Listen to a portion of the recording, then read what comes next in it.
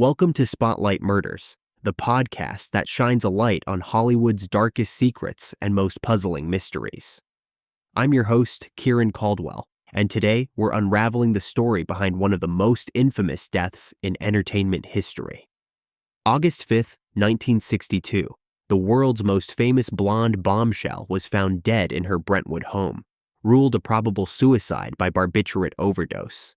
But what if everything you've been told about that night was a lie? Join me as we pull back the curtain on Marilyn Monroe's death, a tangled web of inconsistencies, cover-ups, and suspicious circumstances that feels more like a political thriller than a simple tragedy. And remember, this is just one of the many chilling stories waiting to be uncovered on Skoob, your AI-powered podcast studio. Download the Skoob app now on the App Store or Play Store and start listening today. Let's start with what we were told happened. On that fateful Saturday night, Marilyn Monroe, struggling with drug addiction and emotional instability, took her own life by swallowing a lethal dose of Nembutal capsules. Case closed, tragedy complete. But here's where things get interesting and deeply disturbing. When Sergeant Clemens, the first responding officer, arrived at the scene, he immediately knew something was wrong. The body lay in a perfectly straight position on the bed, as if someone had carefully arranged it. Now, if you've ever seen the aftermath of a barbiturate overdose, you know victims don't die peacefully. There are involuntary muscle contractions, vomiting, physical distress. People don't just lie down neatly and drift away. The pill bottles were set out in an orderly fashion on the bedside table. The bed had been made with clean sheets, freshly changed. The entire scene looked, in Clemens' words, deliberately constructed. But here's the kicker. The doctors on scene insisted Marilyn had swallowed a large number of pills, pointing to an empty container as evidence. Yet Clemens immediately noticed there was no glass or vessel she could have used to swallow dozens of capsules. When he pointed this out, the doctors couldn't explain it. They even helped search for a missing glass, but found nothing. The bathroom water had been shut off due to renovations, no water source available. Mysteriously, later police photographs show a glass on the nightstand. Clemens maintains no such glass was there during his initial examination. Something was being staged, but by whom and why? To understand what really happened that night, we need to dive into the dangerous world Marilyn had become entangled in. A world of presidents, attorney generals, and deadly secrets. The rumors about Monroe's affairs with both John F. Kennedy and his brother Robert were more than Hollywood gossip. They were political dynamite. Marilyn wasn't just sleeping with the most powerful men in America. She was reportedly recording their conversations and keeping detailed notes in a private red diary. Think about that for a moment. An emotionally unstable actress with substance abuse problems, privy to state secrets, intimate with both the president and attorney general during the height of the Cold War. From a national security standpoint, Marilyn Monroe had become a walking time bomb. The night she died, actor Peter Lawford, the Kennedys' brother-in-law, received what he described as a confusing call from Monroe. In it, she reportedly bid farewell to Jack, possibly referring to JFK. But some theories suggest Lawford had actually called to deliver devastating news. The Kennedys were cutting all ties with her. Imagine being Marilyn in that moment. The two most powerful men in the world, men she'd been intimate with, men who knew her secrets, suddenly deciding she was too dangerous to keep around. The emotional devastation would have been crushing. But was it enough to drive her to suicide? Here's where it gets even darker. Some narratives place Robert Kennedy at Monroe's house on the very night she died. Were the Kennedy brothers there to convince her to stay quiet? Did they drive her to take her own life to avoid a potential scandal? Or did they take more direct action? Then there's the mob angle. Sam Giancana, a Chicago mobster who shared a mistress with JFK, had his own reasons to want Monroe dead, either to punish the Kennedys or, more chillingly, at their request. The FBI under J. Edgar Hoover had been monitoring Monroe since the 1950s due to her left-wing activities. And Jimmy Hoffa, The Teamsters boss allegedly had recordings of Kennedy Monroe meetings, ammunition he could use to destroy the Kennedys politically. Multiple powerful forces had motives to silence Marilyn Monroe, but which one pulled the trigger? Now, let's talk about one of the most explosive revelations in this case. Evidence that suggests Marilyn Monroe didn't die at home at all. Around 11 p.m. that night, Arthur Jacobs, Marilyn's press agent, was enjoying a Henry Mancini concert with his wife Natalie when someone urgently approached their box. The message was clear. Marilyn was either dead or close to it. Arthur immediately dropped Natalie off at home and disappeared for 2 days, presumably managing the crisis. But here's what's truly shocking. There are credible reports that Marilyn was taken away in an ambulance in the early hours of the morning. Walter Schaefer, owner of Schaefer Ambulance Service, has been more forthcoming than others involved. He maintains that Marilyn was alive, but comatose, when she was transported to Santa Monica Hospital around 2 a.m. According to Schaefer, she died at the hospital, not at home. The ambulance driver, Ken Hunter, and attendant Murray Leibowitz have both confirmed the call to Marilyn's house, but have been mysteriously reluctant to discuss details. Think about the implications here. If Marilyn died at the hospital, who brought her body back? Schaefer confirmed the ambulance ride was one way. Disappearing a body from an emergency room wouldn't be simple. It would require significant manipulation, or, more likely, influential intervention to bypass standard medical examiner protocols. Hospital records from that time are conveniently unavailable, and no staff from 1962 recall treating her. But would they recognize Marilyn Monroe without her makeup in a comatose state at 2 a.m.? The timeline raises crucial questions. What happened at Marilyn's house between 11 p.m. when Arthur Jacobs was notified and 2 a.m. when the ambulance was called? That's 3 hours of unaccounted activity. 3 hours during which someone had enough time to stage a scene, create a cover story, and coordinate a massive cover-up. Mrs. Murray, the housekeeper, complicates things further with her ever-changing memory. In a 1985 version of events, she suddenly recalled an unknown doctor visiting late at night while Marilyn was still alive, a detail that had somehow escaped her earlier testimonies. Let's examine the most technical and perhaps most disturbing theory about how Marilyn Monroe actually died.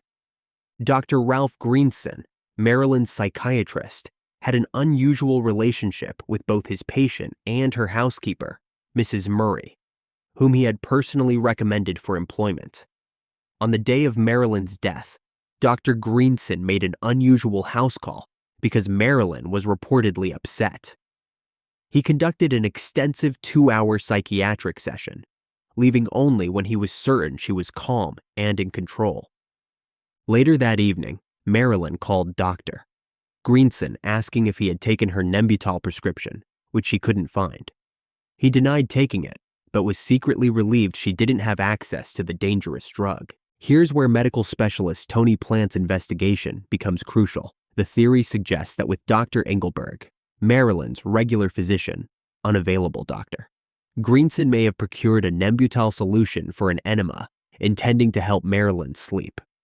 Enemas were a popular weight control method among actresses in 1962, and Marilyn was known to use them, often administered by Mrs. Murray. The fatal mistake?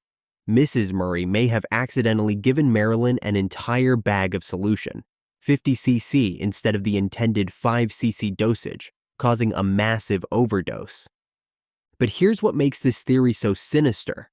The autopsy showed an astronomically high concentration of barbiturates in Marilyn's system, enough to kill more than a dozen people. That's not an accidental mix-up, that's deliberate overkill. The medical evidence ruled out oral ingestion, injection, and intravenous use.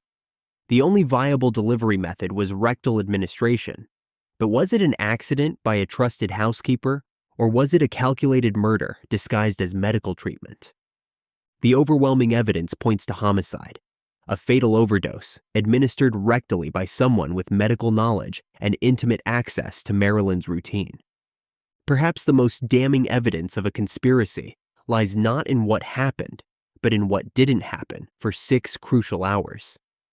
Marilyn's body was discovered around midnight, but police weren't called until approximately 6 a.m. 6 hours. What were the people in that house doing for 6 hours with a dead body? The testimonies fall into 2 distinct categories that paint a troubling picture.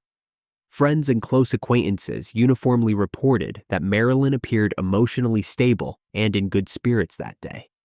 She had gone to bed around 7:50 p.m. on a Saturday evening in a notably calm and positive frame of mind, hardly the demeanor of someone planning suicide. But the second group, her doctors, legal advisor, housekeeper, and Peter Lawford, all claimed she was in a highly distressed mental state. Their problem? Their stories didn't match. The accounts varied significantly and contained glaring contradictions, suggesting they were either concealing information or coordinating a false narrative. When pressed about their activities during those missing 6 hours, their explanations were vague and unconvincing. It's reasonable to assume they were developing a cohesive cover story, sanitizing the scene, and coordinating their testimonies. Dr. Greenson told officers that Marilyn had been found still holding her telephone, implying she might have attempted to call for help. But this detail struck Sergeant Clemens as peculiar. If Marilyn had been in distress, she could have easily called out to Mrs. Murray, who was just down the hallway. The image of her dramatically clutching the phone seemed contrived and theatrical. Meanwhile, Mrs. Murray claimed she first suspected something was wrong around midnight when she noticed the light under Marilyn's locked bedroom door. But earlier, she had said the door was unlocked. Her story kept changing, and conveniently, a window that provided outside access was discovered broken, though it hadn't been noted earlier in the evening. The final piece of this puzzle involves what disappeared from Marilyn's home that night, evidence that could have exposed the truth about her death and potentially brought down the most powerful people in America. On the day she died, there were reports of a break-in at her guest cottage. It was well known among her inner circle that Marilyn kept a private journal in a cabinet there, where she recorded conversations and remarks made by high-profile individuals, including Attorney General Robert Kennedy. While some debate the journal's existence, it's verified that her filing cabinet was tampered with that night. The red diary that allegedly contained explosive secrets about the Kennedys was never found. Additionally, her residence appeared to have been thoroughly cleaned in the aftermath, a professional sanitization job. Think about what that journal might have contained: private conversations with the president and attorney general, details about their affairs, perhaps even state secrets shared during intimate moments.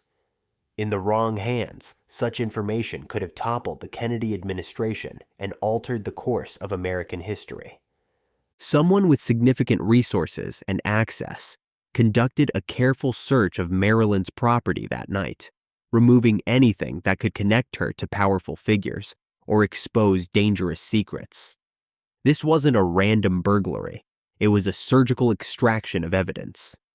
The broken window that allowed access from outside supports the theory of unlawful entry. Marilyn's final phone call ended abruptly after the caller reportedly heard a strange noise before she stopped responding.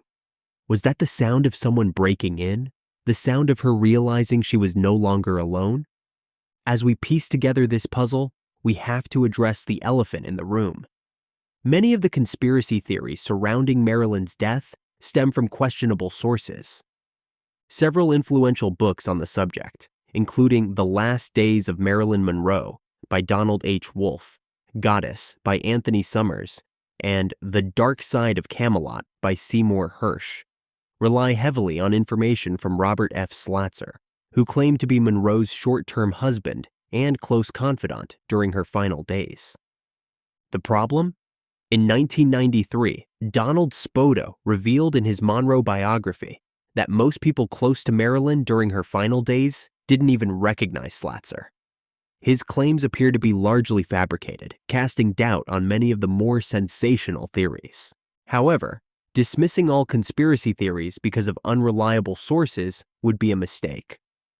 While it's likely that Monroe had a relationship with JFK, The evidence for an affair with Robert Kennedy is mostly speculative, but the inconsistencies in the official story, the medical evidence, and the suspicious circumstances surrounding her death remain compelling regardless of Slatzer's credibility.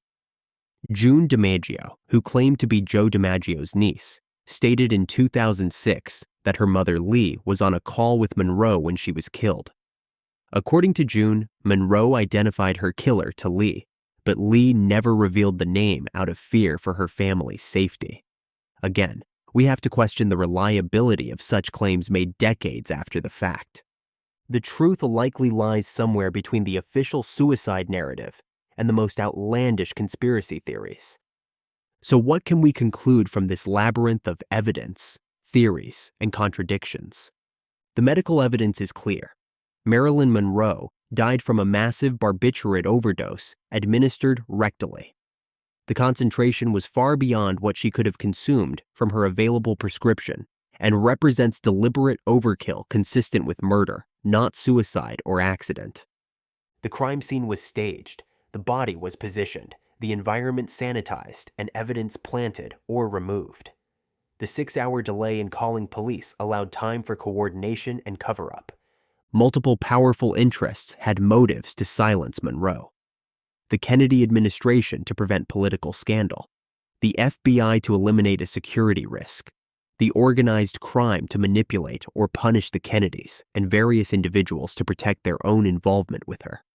The ambulance evidence suggests she may have died at a hospital, with her body returned home to create the suicide scene. This would require significant influence and coordination, resources available to very few people in 1962.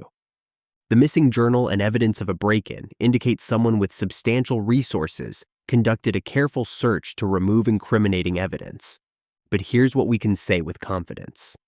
Marilyn Monroe did not commit suicide by swallowing pills in her bedroom on August 5, 1962. The official story is demonstrably false, based on physical evidence and witness contradictions. Whether she was murdered by government agents, organized crime figures, or died accidentally during a botched medical procedure, her death was then covered up by people with the power to manipulate the investigation, silence witnesses, and control the narrative for decades. Sarah Churchwell, in her book, The Many Lives of Marilyn Monroe, offers perhaps the wisest perspective on this enduring mystery. Monroe's glamorous image and her connections to the Kennedys have ensured that conspiracy theories about her death live on. Some of these theories may even hold truth. The real tragedy isn't just that a talented, troubled woman died at age 36. It's that 6 decades later, we still don't know the truth about what happened that night. The cover-up has been so successful that justice for Marilyn Monroe remains as elusive as the woman herself once was. So there you have it, the truth behind Marilyn Monroe's death.